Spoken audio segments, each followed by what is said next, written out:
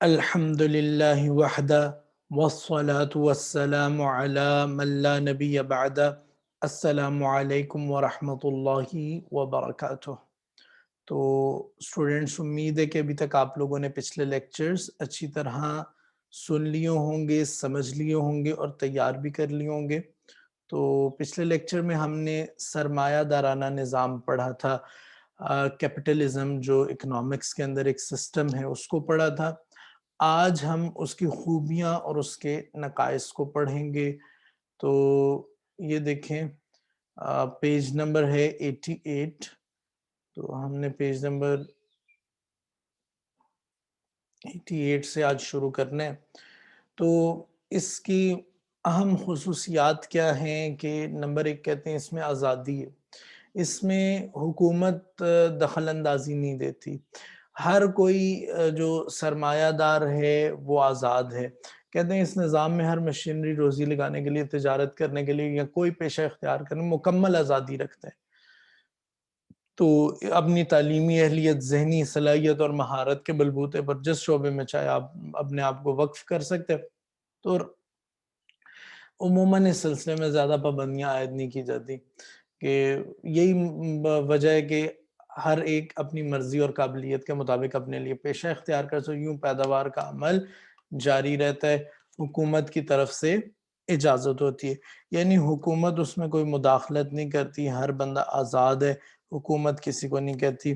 اور اس میں جو آزادی سے فائدہ کیا ہوتا ہے، ادھر انڈر لائن کریں کہ پیداوار کا عمل جاری رہتا ہے، یہ نہیں رکتا، یعنی پیداوار ہوتی رہتی ہے. اور آگے کیا ہے، حقوق ملکیت. اس میں تمام کے تمام جو حقوق ہیں، جائیداد ہیں، وہ تمام کے تمام جو ہیں لوگوں کے پاس ہیں. اور اس میں یہ دیکھیں، اس نظام میں تمام شہریوں کو جائیداد بنانے، پھیلانے، محدود کرنے کے پورے حقوق حاصل ہیں. تو یہ انڈر لائن کریں، جائیداد بنانے، پھیلانے، محدود کرنے کے پورے حقوق حاصل ہیں. اس کے آگے آپ نچلی لائن پہ آخر پر دیکھیں، انڈر لائن کریں، سرکاری مداخلت اس میں نہیں ہوتی. اس سے نچلی لائن پر آ کے آپ یہ انڈر لائن کریں گے، مادی اشیاء کے علاوہ غیر مادی اشیاء جیسا کہ کمپنیوں کے حصص ہوتے ہیں، شیئرز. آپ نے سنا ہوگا ڈراموں میں یا ویسے کہ کمپنی کے شیئرز ہوتے ہیں. تو حصص جو ہیں، وہ جو شیئرز ہیں، سرمایہ کاری کے لیے خریدے ہوئے ہر قسم کے سرٹیفکیٹ اور تجارتی معاہدے وغیرہ بھی زیادہ تر افراد کرتے ہیں، یعنی اس میں حکومت نہیں کرتی. اور جتنے بھی وہ سرٹیفکیٹس، تجارتی معاہدے وغیرہ، وہ سارے عوام یعنی افراد خود کرتے ہیں. اس کی نچلی لائن پہ دیکھیں، تاہم مفاد عامہ کی خاطر حکومت وقتاً فوقتاً قوانین جاری کرتی رہتی ہے. قوانین ضرور جاری کرتی ہے، تھوڑا بہت انٹرفیئر کرتی ہے، نظام کو سنبھالتی ہے. خالصتاً سرمایہ دارانہ نظام دنیا میں کہیں بھی موجود نہیں ہے. اور جہاں بھی سرمایہ دارانہ نظام ہے، کہیں نہ کہیں حکومت تھوڑا بہت انٹرفیئر ضرور کرتی ہے. تو قیمتوں کی میکانیت، پرائس میکانزم کیا کہتے ہیں اس میں، میکانیت قیمت جو ہے، پرائس میکانزم جو ہے، اس کو کلیدی حیثیت، کلید کہتے ہیں چابی کو، تو کلیدی حیثیت یعنی ایک مرکزی حیثیت اس کو حاصل ہے. یہ کاروبار چلانے، منافع کمانے اور سرمایہ کاری پھیلانے کا محرک ہے. محرک، حرک یحرک، تحریک. تحریک کیا ہوتا ہے؟ حرکت دینا، اور محرک حرکت دینے والا. تو محرک ہے، یہی وجہ ہے کہ اس کا انداز فیصلہ کن ہوتا ہے، اور اسی کے سبب زیادہ تر اہم اقتصادی مسائل کا فیصلہ ہوتا ہے. یعنی فیصلہ کن کیا ہوتا ہے کہ دیکھیں، جو کام کرنا ہے لوگوں نے اپنے لیے کرنا ہے، اپنے منافع کے لیے کرنا ہے، اس لیے وہ جو کریں گے فٹافٹ ڈیسائیڈ کریں گے اور معاملہ ختم کریں گے. حکومت کے پاس جب آ جائے گا، حکومتی لیول پر جب چلا جائے گا، جس طرح ہم آگے سوشلزم میں دیکھیں گے، تو چیزیں ڈیلے ہوتی جائیں گی. تو یہ سرمایہ دارانہ نظام کا ایک یہ بھی فائدہ ہے. معاشی کاوش میں آپ دیکھیں کہ اس کا اہم مقصد منافع حاصل کرنا ہے. اس کو انڈر لائن کریں. نچلی لائن پہ دیکھیں گے، زیادہ سے زیادہ جب منافع کمانے کی فکر میں ہر کوئی ہوتا ہے. اور اس سے نچلی لائن پہ دیکھیں، بڑے بڑے کارخانے قائم ہوتے ہیں، مالیاتی ملیں معرض وجود میں آتی ہیں. یعنی اس سے کیا ہوتا ہے کہ آپ کی جو معیشت ہے وہ پھلتی پھولتی ہے، ہر کوئی اپنے منافع میں لگا ہوا ہے، تو منافع کیسے کمائے گا؟ وہ ایسے ہی کمائے گا کہ زیادہ سے زیادہ چیزیں لگائے، زیادہ سے زیادہ، تو اس سے الٹیمیٹلی اکنامکس کو فائدہ ہوتا ہے۔ مقابلے کی فضا قائم ہوتی ہے، اس میں آپ انڈرلائن کریں، ہر شعبہ زندگی میں مقابلہ سخت پایا جاتا ہے۔ مقابلہ کمپٹیشن ہوگا تو کیا ہوگا کہ ہر کوئی کوشش کرے گا اچھی سے اچھی کوالٹی ہو۔ اجارہ داری کیا ہوگی؟ اجارہ داری ہوگی تو کیا ہوگا؟ ہر کوئی کیا کرے گا؟ ایک کمپنی ہے نا، اسی کے پاس سارا کچھ ہے، ایک بندہ ہے اسی کے پاس سارا کچھ ہے، اور اب اس نے جو مرضی کوالٹی دے آپ کو وہ خریدنی پڑے گی۔ جب کمپٹیشن ہوگا تو مقابلہ پایا جائے گا، تو ہر کوئی کوشش کرے گا ہماری کوالٹی اچھی ہو اور قیمت سستی ہو اور ہمیں اس سے منافع زیادہ آئے، تو اس وجہ سے بہت اس میں فائدہ ہوتا ہے۔ آگے ناظم کی کیا اہمیت ہے؟ تو کہتے ہیں وہ عاملین پیدائش کی خدمت حاصل کرنے کا فیصلہ ادا کرتا ہے، کارخانے کو چلانے کا بندوبست کرتا ہے، خسارے کا خطرہ جو ہے یعنی رسک برداشت کرنے کی سخت اٹھاتا ہے، اور ٹالنے کی تدبیر سوچتا ہے، یعنی اس خطرے کو کیسے ٹالا جائے، اور اولین مقصد حصول منافع ہے۔ ناظم کون ہوتے ہیں؟ ناظم کہتے ہیں مینیجر کو، نظم کرنے والے کو۔ تو اس سسٹم میں ناظم کی بہت اہمیت ہے کہ یہ سارے کام جو ابھی ہم نے لسٹ کیے ہیں، انڈرلائن کیے ہیں، ان میں کیا ہے؟ یہ سارے مینیجر کے کام ہیں، تو وہ بہت اہم ہے سرمایہ دارانہ نظام میں۔ عدم سرکاری مداخلت ہے، اس پہ بھی ہم نے بات کی ہے کہ سرکار کم سے کم دخل اندازی کرتی ہے۔ تو اس کے نچلی لائن پہ دیکھیں کہ ضوابط کا پابند بھی بناتی ہے، بھی کو چاہے ڈبل کر لیں، کہ بعض جگہ پر حکومت کاروباری افراد اور اداروں کو ضوابط کا پابند بھی بناتی ہے۔ ایسے نہیں ہے کہ سرکاری مداخلت بالکل ہی نہیں ہے، کچھ نہ کچھ ضرور ہوتی ہے۔ نچلی لائن پر دیکھیں، مگر حکومت بہت زیادہ دخل نہیں دیتی، تھوڑا بہت اس کی مداخلت ہوتی ہے، لیکن زیادہ تر عدم سرکاری مداخلت ہوتی ہے۔ طبقات کی کشمکش میں آپ آئیں تو اسے یہاں یہ اس کا ایک جو پہلو ہے، خطرناک پہلو، اور یہی خرابی پیدا کرے گا کہ دو واضح گروپ بن جاتے ہیں، ٹھیک ہے، اور اس میں پھر گروہی کشمکش کو ہوا ملتی ہے، اور یہ پھر آگے فتنے کا باعث بنے گا۔ ایک امیر ہوتا ہے، سرمایہ دار ہوتا ہے، اور ایک غریب ہوتا ہے، مزدور ہوتا ہے، تو اس سے بڑا مسئلہ آگے بنے گا، اور اس میں ہم ابھی بعد میں بات کرتے ہیں اس کے نقصانات میں انشاءاللہ۔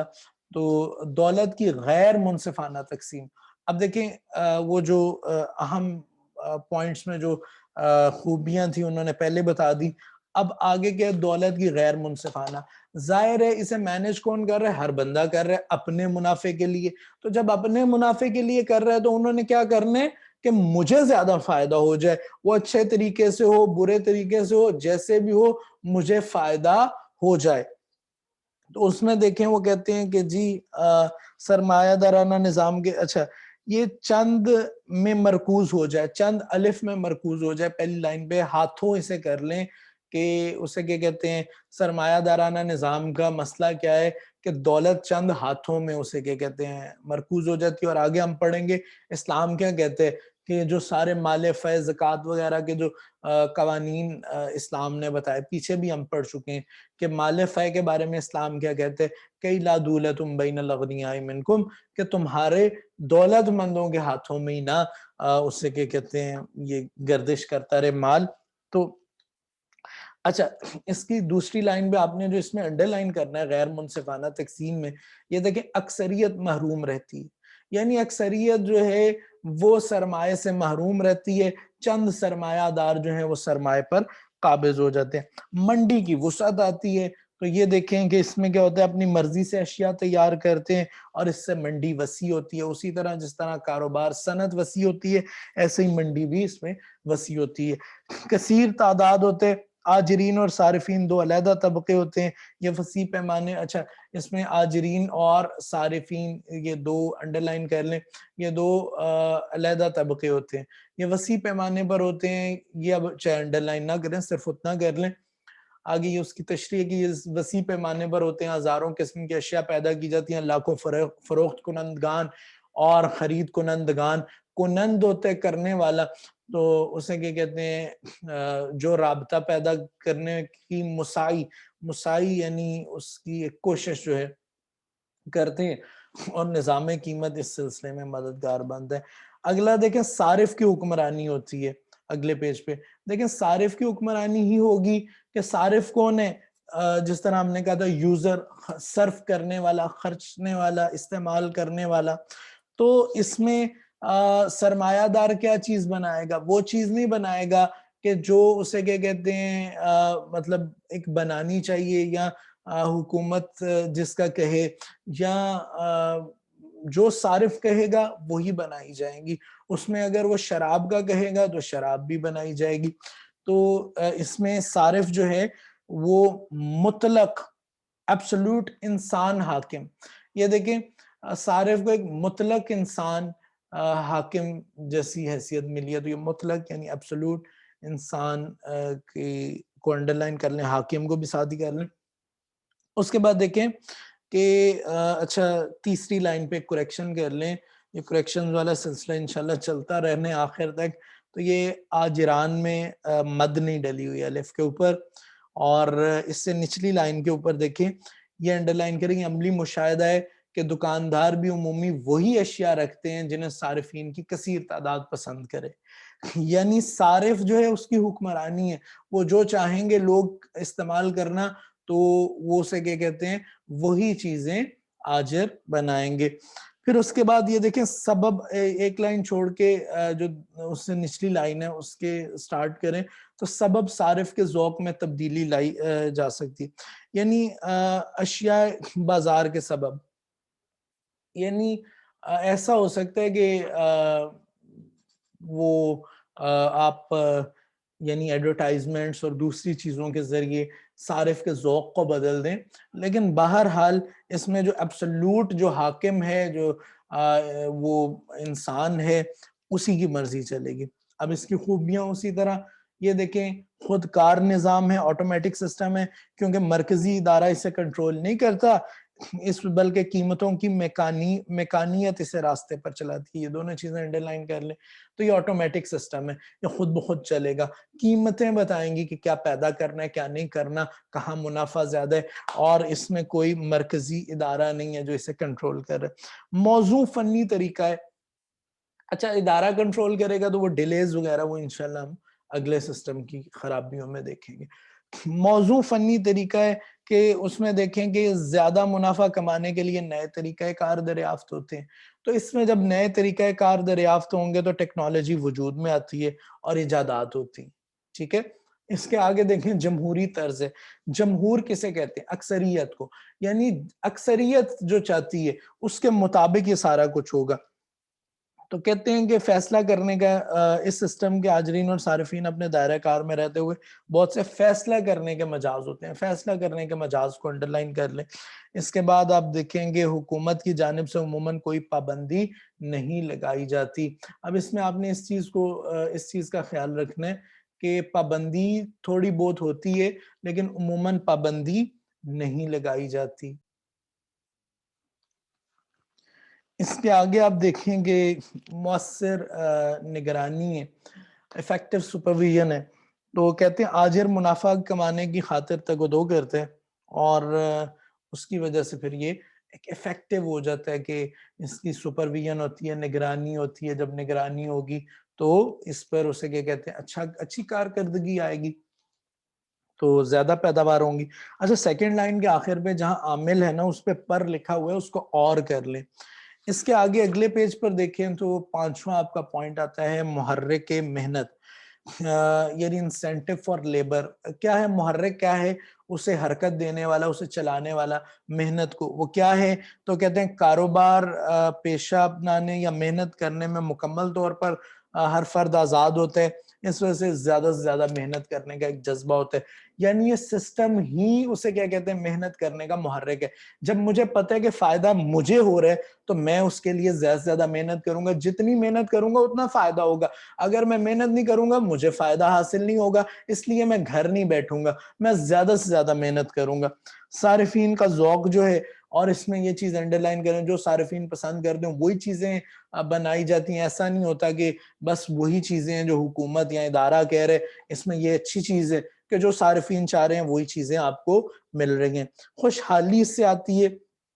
ظاہر ہے اسے کہ کہتے ہیں متعدد معاشی نظاموں کی کارکردگی جانچی جائے تو یہ نظام فارغ البالی، بال کہتے ہیں اسے کیا کہتے ہیں سوچ کو، تو فارغ البالی جب پریشانیاں ختم ہو جائیں تو فارغ البالی اور خوشحالی میں دوسروں پر سبقت لے گئے. امریکہ، کینیڈا، برطانیہ کافی آگے نکل گئے کیونکہ انہوں نے فائدہ اٹھایا، یعنی انہوں نے اس سے فائدہ اٹھایا، اس سسٹم کو انہوں نے اپلائی کیا. تو یہ جو ہے اس سے بہت خوشحالی وغیرہ بھی آتی ہے، بہتر صلاحیت کا اظہار ہوتا ہے اس سے. وہ ڈیفینیٹلی جب بندہ زیادہ منافع کا جس میں اہلیت ہوگی وہ زیادہ منافع کمائے گا تو پھر بہتر صلاحیت کا اظہار ہوتا ہے، ذرائع کا بہتر استعمال ہوتا ہے. انسان چاہتا ہے کہ کم سے کم ذرائع میں، کم سے کم وسائل میں زیادہ سے زیادہ منافع کما سکے. اس کے بعد بچت و سرمایہ کاری کو فروغ ملتا ہے. ڈیفینیٹلی بندہ یہی چاہتا ہے کہ زیادہ سے زیادہ بچت ہوگی تو منافع ہوگا نا، اگر بچت ہی نہیں ہوگی تو منافع کہاں سے ہوگا. اس کے بعد پھر یہ مطابقت اور استقامت، یعنی اڈیپٹیبلٹی اور سٹیبلٹی. اڈیپٹیبلٹی کیا ہوا کہ اسے کیا کہتے ہیں جو حالات ہیں اور جو لوگ چاہ رہے ہیں حالات کے ساتھ مطابقت کر لیتے جس طرح کا معاملات چل رہے ہیں اسے. اور سٹیبلٹی کیا ہے کہ ہمیشہ ہمیشہ استقامت یہ رہے گا، یعنی ایسے نہیں ہے کہ ابھی آج چلا کل کو یہ کمزور ہو جائے گا. تو یہ بھی اس کا ایک اچھا پوائنٹ ہے. لیکن دنیا میں بہت سے نشیب و فراز اور تحریکیں رونما ہونے کے بعد اس کے استحکام اور مضبوطی میں کوئی فرق نہیں آیا. لہٰذا یعنی جیسے یہ سٹارٹ ہوا تھا آج بھی ویسے ہی یہ چل رہا ہے. معیاری پیداوار کو آپ دیکھیں تو سرمایہ دارانہ نظام میں سخت مقابلہ ہونے کی وجہ سے مختلف پیدا کنندگان ہیں اور فروخت کنندگان دوسرے پر مسابقت لے جاتے ہیں. بہت سے جتن کرتے ہیں اشیاء کا مقبول عام بنانے کے لیے، ان کے بہتر معیار رکھتے ہیں. کبھی کبھار ان کی قیمتیں بھی نچلی سطح پر ہیں تاکہ فروخت زیادہ اور منافع، وہی جو ہم نے کمپٹیشن میں ساری چیز پڑھی تھی. صارف کو اہمیت ہوتی ہے، ڈیفینیٹلی صارف جو حکمران ہیں یہ بھی پیچھے اہم پوائنٹس میں پڑے تھے. اور خود اعتمادی آتی ہے کہ مختلف طبقات میں خود اعتمادی کا عنصر آتا ہے کہ کیونکہ رقم کا کاروبار کام کرنے کا پورا موقع ملتا ہے. سبزیاں بہت کم ہوتی ہیں،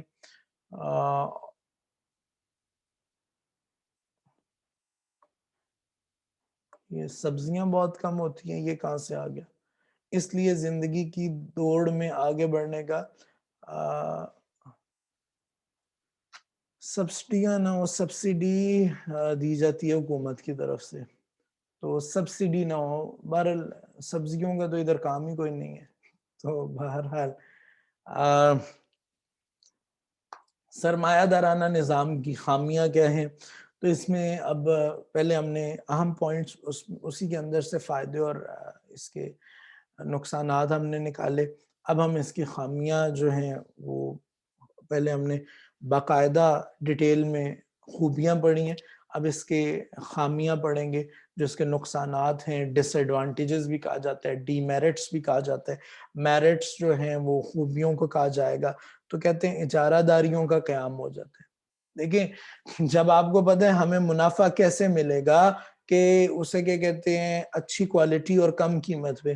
اب کم قیمت کب ہوگی؟ جب کمپٹیشن ہوگا. ہم نے منافع زیادہ سے زیادہ کمانا ہے تو ہم کیا کریں گے؟ وہ ساری چیز، وہ ساری کمپنیز جو ہیں وہ خرید لیں گے اور پھر صرف ہماری ملکیت ہوگی، ہم جتنی مرضی قیمت پہ اسے بیچیں اور دوسرا مقابلہ کوئی نہیں ہوگا.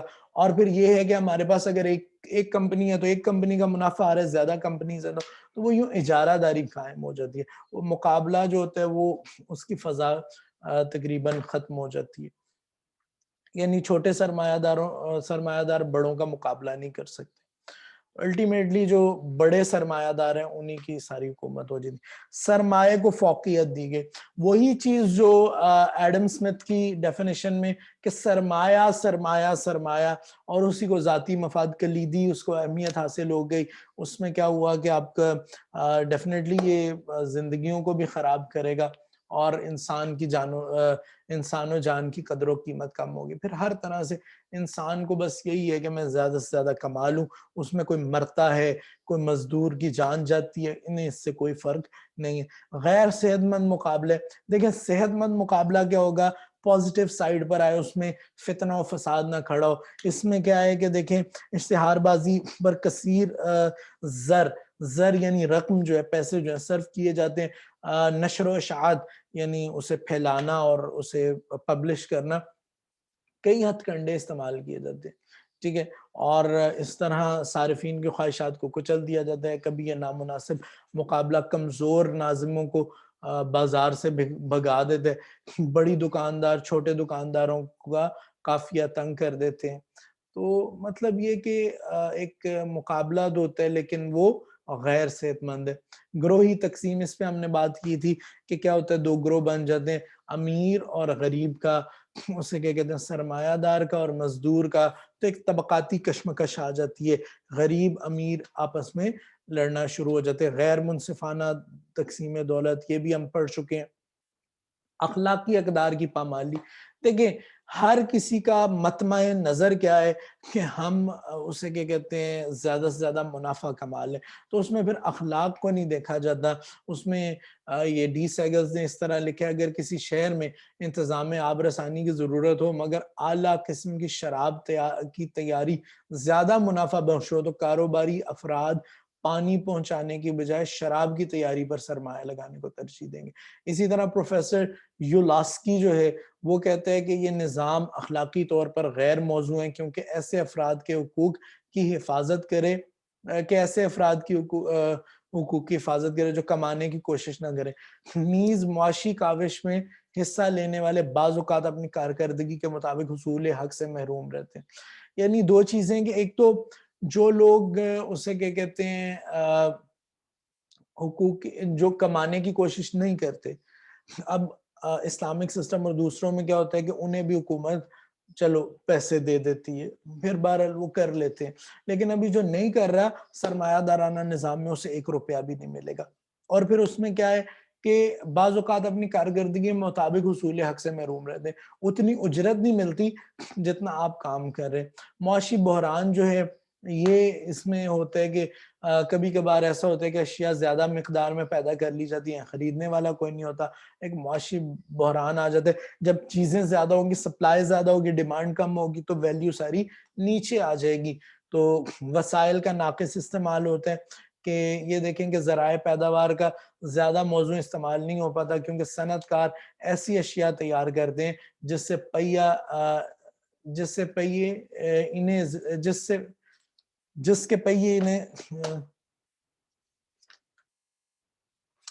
کے ذریعے یہ ذریعے ہوگا انہیں زیادہ منافع مل سکے، جیسا کہ عیش و عشرت کے سامان کو ترجیح دی جاتی ہے. اور یہ سارا منافع کی تحریک ہوتی ہے. تو اس میں اس کا نقصان کیا ہے کہ اس نظام میں ناظم، کارخانہ، زمیندار اور سرمایہ دار زیادہ منافع کمانے کی فکر میں رہتے ہیں. اس کی ساری صحیح کا مقصد زیادہ سے زیادہ منافع کمانا ہوتا ہے. معاشرتی بھلائی کا کاروبار اس لیے ایسا کاروبار نہیں کرتے جس سے معاشرتی بھلائی میں اضافہ ہو. مخصوص طبقہ کی حکومت ہوتی ہے، ایک خاص سرمایہ داری حکومت میں ہوتے ہیں، باقی اکثر جو ہوتے ہیں وہ لوگ محروم ہوتے ہیں، ان کے حقوق اور ہر چیز پامال ہوتی ہے، انہیں کچھ ملتا بھی نہیں ہے. ٹھوس منصوبہ بندی کا فقدان ہوتا ہے.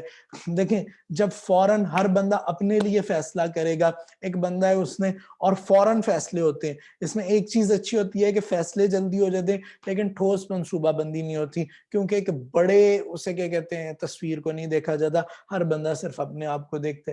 قرضوں کی دقت ہوتی ہے، اس میں سرمایہ داروں اور کارخانہ داروں کا تسلط ہونے، عوام زیادہ قرض نہیں لے سکتے. عالمی رقابت ہوتی ہے، رقابت کہتے ہیں دشمنی کو. تو کئی کمپنیاں وجود میں آ جاتی ہیں اور مختلف اقوام میں دشمنی، حسد اور رقابت پیدا ہو جاتی ہے. اور متفرق اس کے جو یہ ڈی میرٹس ہیں، یا آپ کہیں کہ ان کی جو نقصانات ہیں، اس میں کیا ذاتی مفاد ہوتے ہیں، اس کے بعد پھر اس سے کیا کہتے ہیں حکومتی پالیسی کی ناکامی ہے، افراتفری ہوتی ہے، بد نظمی ہوتی ہے، بیکاری ہوتی ہے، مزدوروں اور مزاروں کے استحصال ہوتے ہیں، دہشت گردی، سینہ زوری، بے راہ روی، اور یہ سارا کچھ انہوں نے اس میں شامل کیے۔ تو اس میں آپ اپنے سے بھی کوئی پوائنٹ لکھ سکتے ہیں، اور اسے کیا کہتے ہیں کوئی پوائنٹ آپ کو پسند نہ آئے اسے بھی آپ کاٹ سکتے ہیں، اس میں اپنے سے اسے ایلیبوریٹ مزید کھول بھی سکتے ہیں، مزید اسے واضح کر سکتے ہیں، اس کی مزید تشریح بھی کر سکتے ہیں۔ تو بچوں یہ تھا ہمارا آج کا لیکچر۔ تو ابھی ہم اشتراکیت کو اس وجہ سے مزید نہیں پڑھیں گے کیونکہ اگر ہم اشتراکیت کو بھی کھولتے ہیں تو آپ لوگوں کا وہ جو سارے کا سارا پہلے آپ نے ابھی یہ سرمایہ دارانہ نظام کے فائدے اور نقصان پڑھے وہ مکس نہ ہو جائے۔ ویسے اشتراکیت جو ہے وہ اتنا کوئی اس کا جو تعارف ہے وہ اتنا لینتھی نہیں ہے۔ اس میں کارل مارکس جو ہے جس نے اشتراکیت کو شروع کیا، اس کے تخیل جو کے اہم نکات جو یعنی اس کا جو ویژن تھا، اس نے جو ساری چیزیں شروع کی تھیں، اس میں جو ہے کہہ لیں گے وہ تھوڑا لمبا ہے، تو ٹائم تو ہمارے پاس ابھی ہے، تو اگر ہم چاہیں تو اس کا جو تعارف ہے کہ اشتراکیت کس چیز کا نام ہے اس کو ہم پڑھ سکتے ہیں، وہ اس سے کچھ حد تک مل جائے گا، لیکن کارل مارکس کے تخیل کے ہم نکات کو ہم اس وجہ سے نہیں پڑھیں گے، وہ پھر مکس ہو جائے گا۔ تو چلیں اشتراکیت ہم پڑھ لیتے ہیں۔ اشتراکیت تک تو لیکن اشتراکیت میں آپ دیکھیں تو اس کو اجتماعیت بھی کہا جاتا ہے، اور ہینرچ کارل مارکس جو ہے اس نے متعارف کرایا، یہ اس میں آپ یہ چیزیں انڈرلائن کرتے جائیں کہ اس کو اجتماعیت اس کو اور اجتماعیت کو ہینرچ کارل مارکس نے متعارف کرایا۔ اس کا والد جو وکیل تھا اسے بھی یہی تعلیم دلوانا چاہتا تھا، اس کا جو والد تھا کارل مارکس کا، مگر اس نے اپنی مرضی سے مضامین چنے تھے۔ اس نے ڈاکٹریٹ کی ڈگری اپنے دوست ایف اینجلز کی نگرانی میں حاصل کی تھی۔ نچلی لائن پر دیکھیں، اس نظام کو عملی جامہ پہنانے کی سرتوڑ کوشش کی، اور روس میں 1917 میں انقلاب برپا ہوا تھا۔ اشتراکی نظام اس ملک میں 20ویں صدی کے آخر تک چلتا رہا، دیگر کئی ملکوں کو بھی اپنی لپیٹ میں لے لیا، مگر روس کا شیرازہ بکھرنے سے اس کو زوال کا سامنا کرنا پڑا۔ اب جو اشتراکیت ہے یہ رشیا سے اسے کیا کہتے ہیں نکلی تھی، اور آپ کو پتہ ہے سیالکوٹ سے پیدا ہونے والا ہے، مرے کالج سے پڑھنے والے، اور پھر اس کے بعد ایک ہمارے بڑے نامور شاعر گزرے ہیں پاکستان کے، فیض احمد فیض، وہ سوشلسٹ تھے۔ سوشلسٹ کون ہوتے ہیں؟ جو سوشلزم پر اشتراکیت کو مانتے ہیں، مطلب وہ سسٹم لانا چاہتا ہے جو اس کی وکالت کرتے ہیں، جو اس کا حمایتی ہوتا ہے، وہ سوشلسٹ ہوتے ہیں۔ تو یہ سوشلسٹ ہے۔ مجھے اب یاد نہیں کہ ایک مشاعرے میں کنہوں نے ان سے سوال کیا یہ فیض احمد فیض صاحب سے، تو انہوں نے ان سے سوال کیا کہ فیض صاحب کو کاف کدھر ہے؟ ایسے ہی سوال کیا، کوہ کاف، کوہ کہتے ہیں پہاڑ کو، تو کوہ کاف کدھر ہے؟ تو فیض صاحب نے کہا روس میں۔ تو وہ کہتے ہیں فیض صاحب آپ تو بڑے کٹر اسے کیا کہتے ہیں سوشلسٹ کمیونسٹ ہے۔ تو وہ مطلب ایک لطیفہ سا ہے۔ تو یعنی فیض احمد فیض صاحب اس حد تک تھے کہ انہوں نے ہر چیز کو روس میں ہی پہنچا دیا تھا۔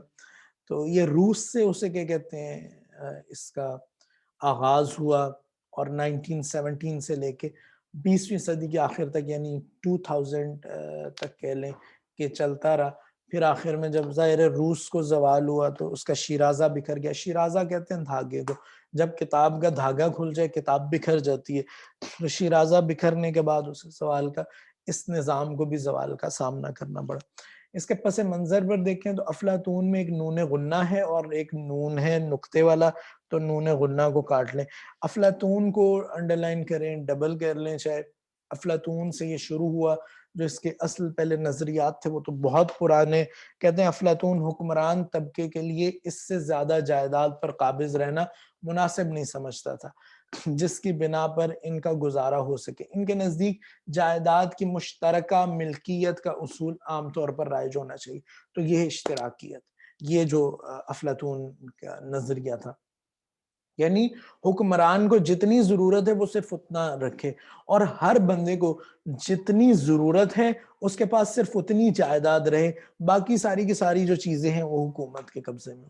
تو اسی طرح ارسطو جو ہے وہ اس سے زیادہ مبصر تھا، اور اس نے مطلب اس کو کہتا ہے کہ ارسطو نے سود پر روپے قرض دینے کو سخت ناپسند قرار دیا. ابصر یبصر یعنی دیکھنے والا نا، تو وہ زیادہ ایک دور اندیش تھا. تو وہ کہتے ہیں کہ اس نے زیادہ ناپسند کیا اور اسے سود کو سخت ناپسند کیا، اور اس کو افلاطون کے برعکس ارسطو کی یہ رائے تھی کہ جائیداد کی مشترکہ ملکیت نہ تو ممکن العمل ہے اور نہ اسے انسانی طبائع سے کوئی مناسبت ہے. ارسطو کا یہ نظریہ تھا کہ یہ ہونا چاہیے، لیکن افلاطون کا یہ نظریہ تھا، لیکن ارسطو نے کہا کہ یہ پاسبل ہی نہیں ہے، یہ ممکن العمل ہی نہیں ہے، عمل میں آ ہی نہیں سکتا. تو اگر صرف یہ ممکن لکھ دیتے تو کیا ہونا تھا. بہرحال انسانی طبائع جو ہے یہ طبیعت کی جمع ہے، اگر طبیعت بھی لکھ دیتے تو کافی تھا. تو انسانی طبائع سے کوئی سے مناسبت نہیں ہے، یعنی انسان کی طبیعت اس چیز کو پسند نہیں کرے گی. جب انسان کی طبیعت اس چیز کو پسند نہیں کرے گی تو یہ وجود میں کیسے آئے گی. آگے دیکھیں کہ نیچے جب رومی سلطنت کا شیرازہ بکھرا. اب رومی سلطنت کون سی ہے؟ یہ روس ہے، رشیا، اسے ہی روم کہا جاتا ہے، سلطنت روم. تو اس کا تو تمام یورپ میں جاگیرداری کا نظام قائم ہو گیا. ٹھیک، جاگیردارانہ نظام ابھی ہم پڑھ کے آئے ہیں. تو جاگیردار چھوٹے جاگیرداروں سے مقررہ حصہ وصل نہیں ہے، یہ وصول کرتا تھا، اور غلاموں اور مزدوروں سے کام لیا جاتا تھا. کمزور طبقے پر بے حد ظلم کیا جاتا تھا. جو ابھی ہم چیزیں دیکھ کے آئے ہیں اس کے نقصانات جو ہم پڑھ کے آئے ہیں تھیوری کے اندر، اب وہ تاریخ کے اندر ہم انہیں پریکٹیکلی دیکھ رہے ہیں کہ ایسے کام ہوا کرتے تھے. اور پھر اس میں کہتے ہیں اگرچہ کلیسا کا پورے یورپ پر اقتدار تھا، لیکن دنیوی حکومت کے ساتھ حصول اختیار میں مقابلہ جو ہے وہ بھی شروع تھا. اور پھر اس کے بعد نچلے لائن پہ آ جائیں، کلیسا کا پیشوا کوئی جو قبل ازیں ارسطو کی طرح سود کی مذمت کرتا تھا، اس نے یورپی معاشیات میں مندرجہ ذیل صورتوں میں سود وصول کرنے کو جائز قرار دے دیا.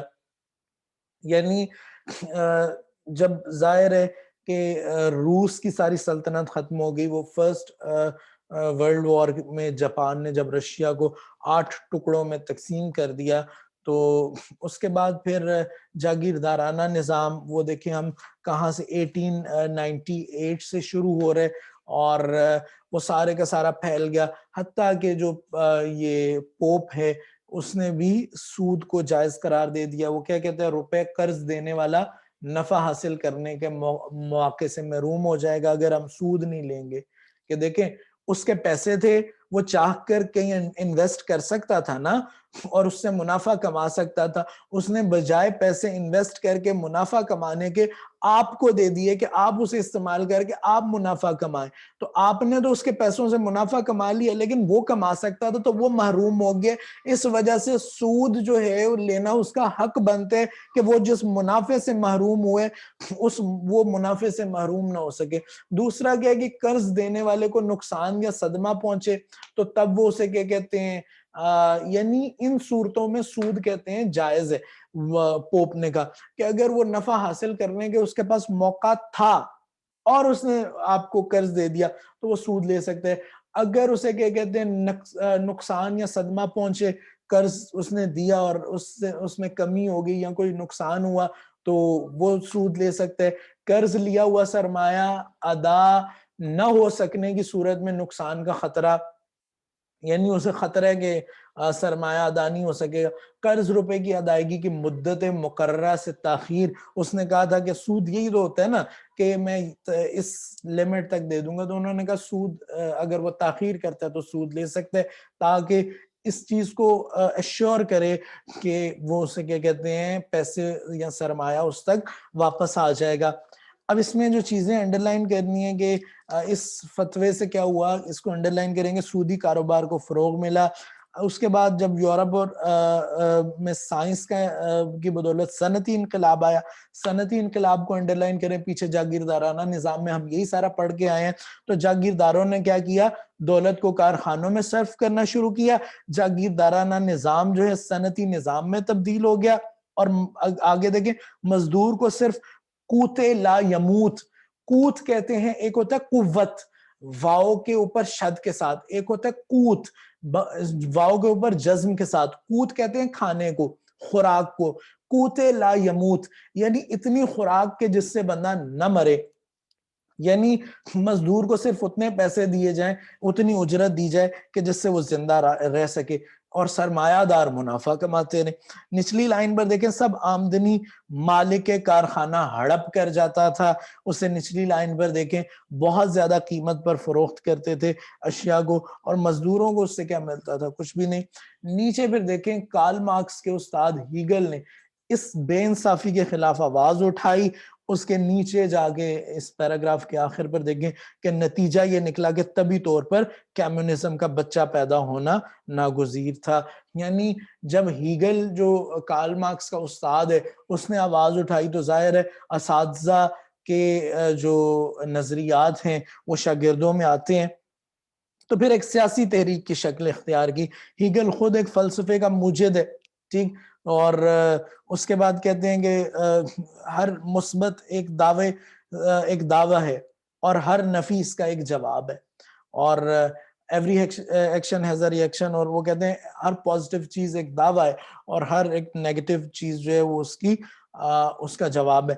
تو کہتے ہیں مثبت اور منفی کے بعد تطبیق رونما ہوتی ہے. تطبیق اس میں آپس میں ایک دوسرے کو جوڑنا, اپلائی کرنا. یہ نظریہ ہیگل کے نزدیک مادیات, روحانیات اور عملیات و اعتقادات سب پر حاوی ہے. وہ کہتے ہیں جہاں بھی پازیٹیو ہوگا تو ایک کوئی چیز ہوگی, نیگیٹیو ہوگا اس کا جواب آئے گا, اور یہ دونوں جب ملیں گے تو ایک سسٹم قائم ہوگا. تو کہتے ہیں یہ جو فلسفہ ہے یہ ہر ایک چیز پر حاوی ہے. یہ چونکہ تھوڑا فلسفانہ آ جاتا ہے تو اس سائیڈ پہ اگر آپ نہ ہی جائیں تو بہتر ہے. تو اس کے بعد آپ دیکھیں کہ جدید اشتراکیت جو ہے, نان مارکسین سوشلزم. دیکھیں نان مارکسین سوشلزم جو ہے, اس نان مارکسین سوشلزم کیوں ہے, کیونکہ کارل مارکس کی سوشلزم اور تھی. تو کہتے ہیں کہ جدید اشتراکیت جسے دور حاضر کے معیشت دان اور مفکرین نے نان مارکسین اشتراکیت یعنی نان مارکسین سوشلزم, اشتراکی جمہوریت یعنی سوشل ڈیموکریسی کا ہے, جمہوری اشتراکیت کا ہے, ڈیموکریٹک سوشلزم کا ہے, حریت پسند اشتراکیت کا ہے, لبرل سوشلزم کا ہے, ڈیموکریٹک پارشل سوشلزم کا ہے, یعنی نیم جمہوری اشتراکیت کا ہے. ٹھیک ہے, کیونکہ کارل مارکس کا نظریہ کیا تھا, اس کی اشتراکیت وہ کیا آتی ہے کہ ہر چیز حکومت کی ہو جائے گی, آپ کا اپنا گھر بھی آپ کا اپنا نہیں ہے, وہ بھی حکومت کا ہے, اور پھر اس سے کیا ہے کہ آپ کو صرف اتنا ہر ایک کو برابر کا جتنا اس حصہ ہے ساروں کو برابر کا حصہ ملے گا. پھر آگے ہم دیکھیں گے اشتراکیت اور اشتمالیت میں کیا فرق ہے. خیر کہتے ہیں کہ آگے یہاں دیکھیں کہ مقابلے میں ایک میانہ رو مڈ وے معاشی نظام ہے, کہ یعنی ایک طرف مارکسین سوشلزم ہے, ایک طرف کیپٹلزم ہے, اور یہ سارے نام ہم نے لیے نان مارکسین, یہ ایک ہی چیز ہے اور یہ اس کے سینٹر میں. یعنی کیپٹلزم جو ہے آپ کو بالکل آزاد کر دیتا ہے, سوشلزم جو ہے وہ سارا کچھ حکومت کے ہاتھ میں دے دیتا ہے, آپ کا کوئی پراپرٹی کچھ نہیں ہوتی. یہ بالکل دو مختلف ہیں, اور اس کے درمیان میں پھر وہ کہہ رہے ہیں مڈ وے, میانہ رو ہے, کہ اسے کیا کہتے ہیں یہ جو نان مارکسین سوشلزم ہے.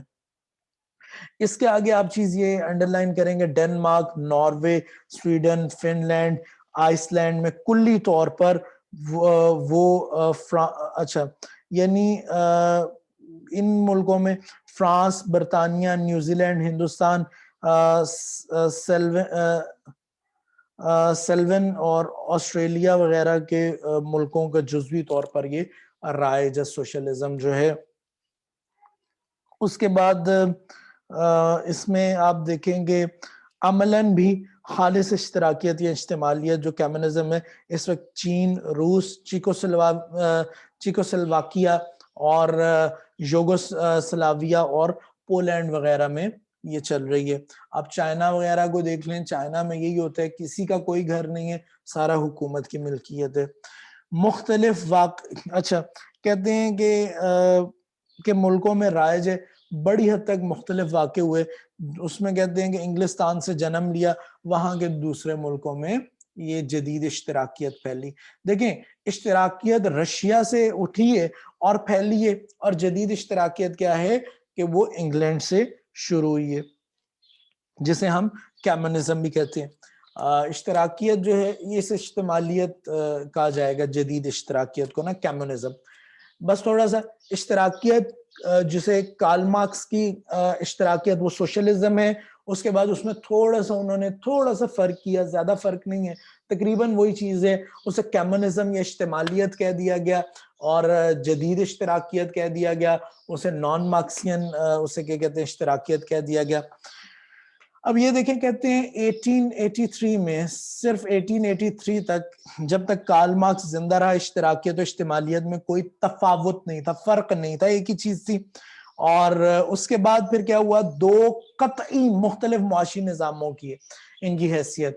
دیکھیں قطعی یعنی ٹوٹلی اسے کہتے ہیں قطعی طور پر کہ لازمی ایبسولوٹلی اسے کیا کہتے ہیں دو مختلف معاشی نظاموں کی حیثیت ہے. کہتے ہیں تاہم اشتراکیت کو اجتماعیت کی پہلی منزل ضرور قرار دیا جا سکتا ہے، لیکن اجتماعیت تھوڑی مختلف ہے. اجتماعیت اور چیز ہے، اشتراکیت جو ہے یہ اور چیز ہے. یہ اس کی ساری ہسٹری آ رہی ہے جو تعارف میں نے کہا تھا آج ہم پڑھیں گے. کہتے ہیں دور جدید کی اشتراکیت کا نظام کہتے ہیں کہ فیبین سوسائٹی جو ہے اس کی کاوشوں کی مرہون منت ہے. اچھا یہ سوسائٹی کیا ہے؟ کارل مارکس کی موت کے بعد جارج برنارڈ شاء جو ہے اس نے سڈنی ویب، بیٹرس ویب اور سڈنی اولیور اور گراہم ویلز، انہوں نے اسے کیا کہتے ہیں ان کی وجہ سے یہ ہمارے وجود میں آئی. اور اس کے بعد جو اس زمانے میں مارکس کا جو نظریہ اشتراکیت ہے یورپ کے صنعتی معاشرے میں بڑی مقبولیت اس نے حاصل کی. یہ اس کا ٹوٹل جو ہے کہہ لیں کہ اس کا تعارف ہے. اس کے بعد اس کی صرف تعریفیں دیکھ لیں، آپ کو سمجھ تو لگ گئی ہے کہ یہ ہے کیا. تو ولیم این لاوکس کہتے ہیں اور ولیم جے وٹنی جو ہے وہ کہتے ہیں سوشلزم سے مراد ایسی طریقے جو پیمانہ کبیر پر پیدائش دولت عمل لانے والی ہر قسم کی اشیاء سرمایہ کو انفرادی انتظامیہ کی تحویل یا ملکیت میں دینے کی بجائے مجموعی طور پر پورے معاشرے کی ملکیت میں دینا چاہتی ہے، تاکہ بڑی ہوئی قومی آمدنی کی مساویانہ تقسیم یا مساویانہ برابر کی تقسیم عمل میں لائی جا سکے. لیکن اس طرح کے لوگوں کے انفرادی جذبے اور اشیاء صرف کرنے کی آزادی پر کوئی حرف نہ آنے پائے. یہ حرف کر لیں. اس کے بعد انسائکلوپیڈیا بریٹینیکا کی ہے، ہنری اسمتھ کی ہے، ولیم گرامر سمر کی ہے. اور آپ اسے کیا کہتے ہیں ولیم گرامر سمر کی جو ہے اس کو تھوڑا سا انڈرلائن کر لیں کہ ریاست کی مداخلت کی بدولت افراد کو جہد البقاء، یہ دیکھو جد و جہد، سوری میں نے اسے غلط پڑھ دیا، یہ جد و جہد نہیں تھا اور یہ جہد البقاء ہے. جہد البقاء یعنی جہد کہتے ہیں کوشش کو، بقا یعنی زندہ رہنے کی جو کوشش ہے، کہ مصائب اور کشمکش حیات کی تکالیف سے بچانا ہے. کہتے ہیں کہ ریاست کی مداخلت کی وجہ کیا ہے کہ جو لوگ اسے کیا کہتے ہیں زندہ رہنے کی کوشش کر رہے ہیں اور اس سلسلے میں وہ اتنی مصیبتیں جھیل رہے ہیں، تو ان لوگوں کو ان مصیبتوں سے بچانا ہے. پروفیسر جارج جو ہے وہ کہتے ہیں کہ یہ اس میں آپ یہ دیکھیں، کہتا ہے کہ اشتراکیت اس ٹوپی کی مانند ہے جو اپنی شکل و صورت کھو چکی ہے. انسائکلوپیڈیا آف سوشلزم میں ہے، کہتے ہیں یہ نہایت مبہم اور غیر واضح، کچھ سمجھ نہیں آتی ہے کہ اینگر شیڈویل کی اسے کہتے ہیں، سوری انگریز ہے یہ شیڈویل، اس کی کیونکہ ٹائم بہت کم رہ گیا تو میں تھوڑا سا چاہ رہا ہوں کہ جلد از جلد وقت میں یہ مکمل ہو جائے. یہ ساری ڈیفینیشنز آپ یاد کر لیجئے گا. اور آخر میں یہ دیکھیں فیبرری 1832 میں سینٹ سائمن کے بے روزگاروں کے سوشلسٹ کے سینٹ سائمن کے بے روزگاروں کے لیے سوشلسٹ کا لفظ استعمال ہوا 1832 میں، کہ پہلی دفعہ سوشلسٹ کا لفظ کب استعمال ہوا. کہتے ہیں انگریزوں کا دعویٰ ہے کہ سوشلسٹ کا لفظ ہم نے پہلی دفعہ استعمال کیا، اور 1826 میں یہ لفظ لنڈن کوآپریٹو میگزین میں لکھا گیا. اس کے بعد آرٹیکل جو ہے انسائکلوپیڈیا نویلا میں، جس سے لیورکس اور رینینڈ نے ایڈٹ کیا ہے، لکھا ہے. لیکن 1940 میں سارے یورپ میں سوشلزم کی اصطلاح جو ہے وہ پھیل گئی تھی. اب سوشلزم میں اور کمیونزم میں تھوڑا سا فرق ہے، وہ بس دیکھ لیں کہ اشتمالیت اور اشتراکیت میں فرق کیا ہے. اور اس کے بعد پھر ہم اپنا لیکچر جو ہے تعارف والا اس کو ختم کریں گے. تو یہ اگلے پیج پہ دیکھیں، بجائے اس کے پچھلے پیج پہ جہاں سے ہیڈنگ شروع ہو رہی ہے وہ سارا پڑھنے کے، پیج نمبر 100 پر آئیں تو دیکھیں لینن کے مطابق سوشلزم جو ہے کا مطلب ذرائع کی پیداوار کی ملکیت، مشترک ہونا اور کمائی کی تقسیم میں اس اصول کا کار فرما ہونا ہے. اب اس میں 2 لائنز آپ انڈر لائن کر لیں. اوپر کریں سوشلزم، سوشلزم جو ہے پہلی لائن کے اندر لینن کے مطابق سوشلزم، تو یہ سوشلزم کو ڈبل انڈر لائن کر لیں، سنگل کر لیں، جیسے مرضی کر لیں. تو سوشلزم کیا ہے کہ ہر ایک سے اس کی قابلیت کے مطابق کام لیا جائے اور ہر ایک کو اس کے کام کے مطابق دیا جائے، یہ سوشلزم ہے. اور اس کے بعد پھر کمیونزم آیا. کمیونزم کیا ہے کہ ہر ایک سے اس کی قابلیت کے مطابق کام لیا جائے اور اس کی ضروریات کے مطابق اسے چیزیں فراہم کی جائے. یعنی دیکھیں ایک بندہ اگر کام کر رہے اس کے گھر میں 9 بندے ہیں، ٹھیک ہے، تو بندے کی قابلیت کے مطابق کام تو لے لیا، لیکن اسے جو ہے چیزیں جو ہیں ایک گھر میں 9 بندے، ایک گھر میں 4 ہیں، ساروں کو ایک جتنی آمدنی، ایک جتنی تنخواہ دی جائے، تو یہ سوشلزم ہے. ایک گھر کی ضروریات زیادہ ہیں، ایک کی کم ہے، تو یہ سوشلزم ہے کہ ساروں کو پیسے جو اجرت ہے ایک جتنی دی جائے. لیکن اگر ان کی ضروریات کے مطابق انہیں اجرت دی جائے تو یہ کمیونزم ہے. اس کے بعد آپ دیکھیں کہ اشتراکیت کا ارتقاء اشتمالیت کے انقلاب پر یہ یقین ہے. اشتراکیت کا ارتقاء، اس کو انڈر لائن کریں اگلے پیراگراف کی دوسری لائن میں، اشتراکیت کا ارتقاء اشتمالیت کے انقلاب پر یقین ہے. ٹھیک، تو یہ اس سے کیا کہتے ہیں ہمارا آج کا لیکچر تھا. امید ہے کہ اتنا مشکل نہیں ہوگا، آپ لوگوں کے لیے آسان ہوگا. اس میں کوئی پیچیدگی نہیں تھی، بہت آسان تھا. اور اشتراکیت کا تعارف جو ہے اس کے ساتھ ہم جو پڑھے تھے سرمایہ دارانہ نظام، چونکہ ہم پڑھ کے آئے تھے تو اس کے مطابق تھا، تو اس حساب سے کوئی اتنا مشکل نہیں ہے، اس سے ملتا جلتا اور اسی کا آگے رد عمل ہے سوشلزم اور کمیونزم.